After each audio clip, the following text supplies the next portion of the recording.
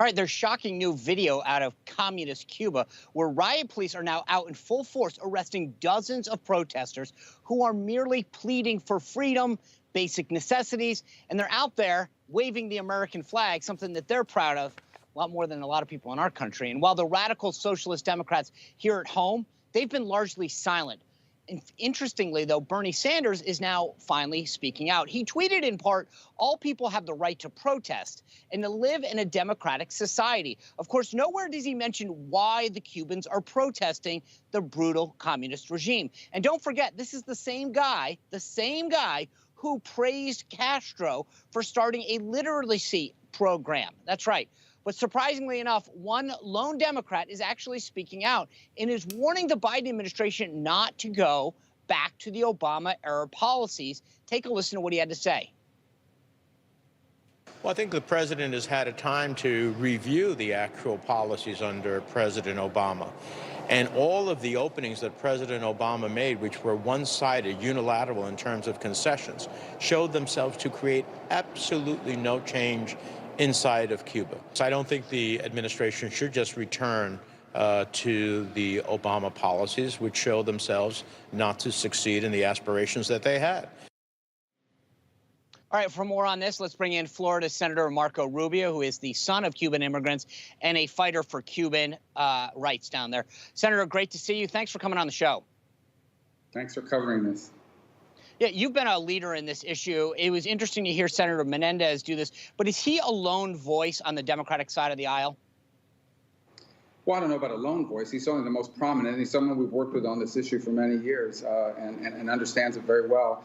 Look, here's the fundamental point that people have to understand. For example, the embargo and the Trump policies that sharpen the embargo, they don't cover telecommunications, right? The reason why there isn't Verizon, Sprint, AT&T, and all these other companies in Cuba is because the Cuban regime doesn't allow it. It's the Cuban regime that doesn't allow a Cuban farmer to sell food to people, a fisherman to sell fish. It's the Cuban regime that doesn't allow a Cuban to own a small independent business that we could freely commerce with. It's the Cuban regime that takes 10% of all the dollars relatives send to their families in Cuba, then forces Cubans to convert the remaining dollars into a worthless local currency and keeps the dollars in their own pocket for themselves.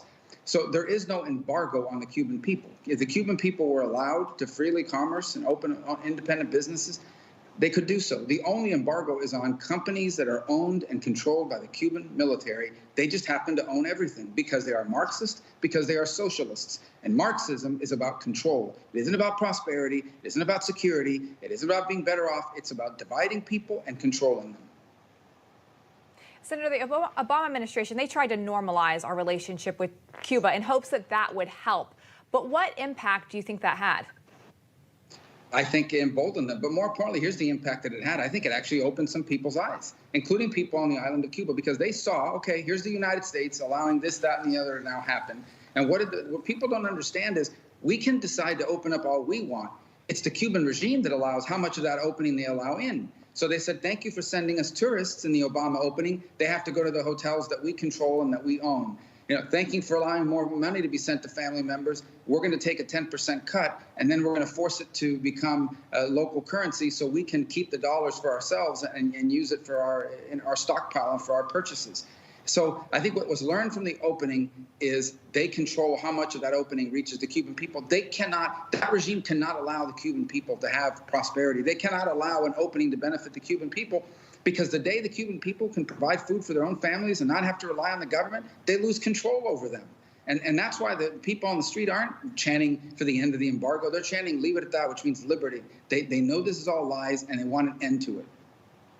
Senator, anyone who's heard you talk about Cuba, here's the passion that I hear now. Here's the understanding that I hear now that our viewers hear. You and your family have lived it, have seen it, and you as a United States Senator now represent all of these folks. I feel like so many people in our country, so many young people, and so many colleagues of yours, mostly on the other side of the aisle in the House, don't understand it the way that you are so able to articulate it. And I wish people could hear more of how you explain the ills of socialism, because they want to bring it to our shores. Yeah, because what happens is, look, I'm born and raised in this country, and I understand after 3, 4, 5 generations of being here, the only thing you know about socialism is that it's an interesting theory they talk about in school, and why can't we have a country where everything is free and people have all these things provided for them? But when you live and grow up where I grew up, literally surrounded by people, not just from Cuba, Nicaragua, now Venezuela, whose lives have been destroyed by socialism, whose families have been divided, then you recognize the signs of this even before it fully develops. And so when you hear, for example, people talk about there's an oppressor class and a victim class, you must give us power and some of your freedom so that we can empower the victims and go after the oppressor class. When they hear that, they hear Marxism, because that's exactly what Marxism says. It divides people into the capitalist class, the workers, you name it, whether it's identity politics here or that over there. Marxism divides people, and then it pits them against each other, and then it says only government can solve it. Give us the power, give us your freedom, and we'll provide security. You never get the security, and you never get your freedom back either. As Sean mentioned, we've seen so many of these Cubans holding an American flag, wanting freedom. I heard you say in a recent interview, though, if the Castro regime encourages a mass migration, that Americans should see this as an act of hostility and act accordingly. So how does America provide real help to the Cuban people there so that they can enjoy freedoms like Americans have? Well, one of the things I said yesterday is a couple of things. The first is that we can provide in the short term access to VPN technology, and the long term some satellite form of internet, so the people of Cuba can communicate with themselves and the outside world openly. Right now, the internet is shut down in Cuba. It's very intermittent. I keep getting videos throughout the day, but it's people that hit a hot spot somewhere near a hotel. They send it, but they've shut all that down. But we should call the Cuban regime's bluff. Here's the bottom line. We will provide humanitarian assistance, we'll provide vaccines, but it has to be distributed by the Red Cross or some non-governmental organization, not by the regime. They'll turn it down. They already have. And you know why? A, because it's embarrassing to them that they can't, provide for themselves and provide these things, even though they talk about having a world-class healthcare system. But the other is they don't want the vaccine for the people. They want vaccines for control. What they want to be able to do is say, okay, if you're compliant, if you don't complain, or if you're a loyal member of the Communist Party, you and your family get a vaccine. If you're not, you don't get a vaccine. They use everything like that. Access to education, access to money, access to food, travel benefits. All of these things they use as a weapon to control people into compliance. That's why they won't allow it. Senator Rubio, I appreciate you taking the time to come on the show, because only somebody like you that fully appreciates the impact that this has can get that message out to warn our people what you have seen through your relatives down there in Cuba. So thank you for coming on and sharing this and being a leader on this issue. Thank you for covering it, guys. I appreciate it very much.